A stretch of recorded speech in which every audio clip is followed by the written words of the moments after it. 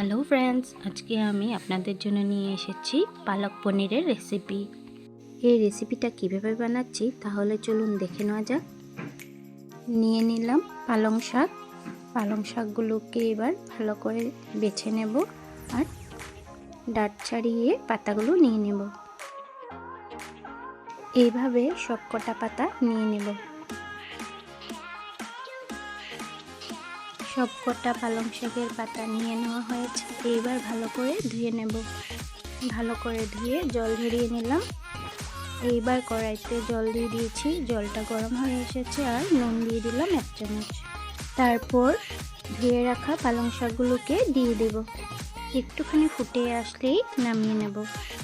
পালং শাকটাকে ফুটাবো না, সামান্য একটু ভাপিয়ে নেব। তারপর নিয়ে নিব জল, এর মধ্যে দিয়ে দিব আইস কিউব। জলে আইস কিউব দিয়ে পালং শাকটাকে দিলে কালারটা যায় না, যেমন সবুজ তেমনি থেকে যাবে। তারপর জলটাকে ছেঁকে নিয়ে পালং শাকটাকে গ্রাইন্ড করে নেব। এইদিকে কড়াইতে তেল দিয়ে দিয়েছি, তেল গরম হয়ে গেছে। দিয়ে দিলাম গোটা জিরে, তারপর দিয়ে দিলাম গোটা এলাচ, লবঙ্গ আর দারচিনি।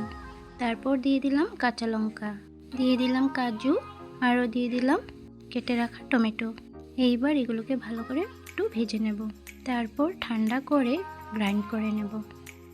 আপনারা আমার ভিডিওগুলো দেখে সাবস্ক্রাইব করতে ভুলে যান, আপনারা অবশ্যই সাবস্ক্রাইব করবেন।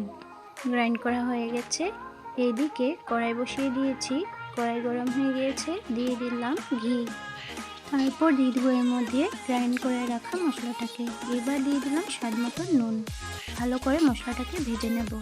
মশলাটা ভাজা হয়ে আসলে এর মধ্যে দিয়ে দিব গ্রাইন্ড করে রাখা পালং শাকের পেস্টটা দিয়ে ভালো করে ভেজে নেব। তারপর দিয়ে দিব এর মধ্যে লিকুইড দুধ।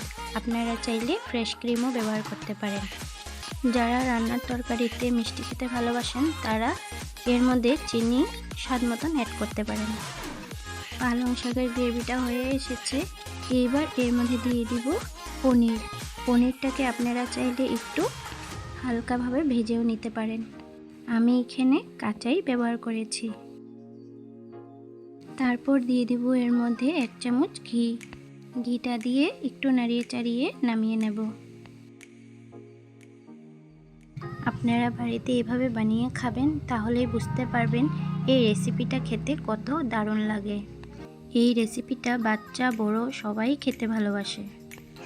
বাচ্চারা হয়তো পালং শাক খেতে ভালোবাসে না, কিন্তু এই রেসিপিটা বানালে বাচ্চারা অবশ্যই খাবেন। আর ভালো লাগলে লাইক কমেন্ট করতে ভুলবেন না।